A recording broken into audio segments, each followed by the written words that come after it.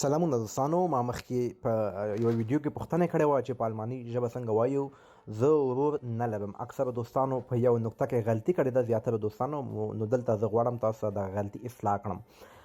وایي زه ورور نه لرم، په الماني ژبه داسې وایو: Ich habe keinen Bruder. keine نشي راتلی ځکه چې keine د مؤنث لپاره راځي او مذکر چې دا ورور مذکر ده، نو keinen دلته راځي. وایي Ich habe keinen Bruder. که وایو زه خور نه لرم، نو دلته اوس keine راځي، ولې چې دا مؤنث ده، دلته keine راځي. Ich habe keine Schwester. Ich habe keine Schwester. زه خور نه لرم. keinen مذکر ته راځي، keine دلته مؤنث ته راځي. دوستانو اوس دلته بله پوښتنه له تاسو څخه کومه، داسې څنګه وایو زه یو ورور او یوه خور لرم؟ په الماني ژبه دغه جمله څنګه وایو؟ دا جمله تاسو اوس په کمنټ کې ولیکئ، انشاءالله چې غلطي به درڅخه نه کیږي.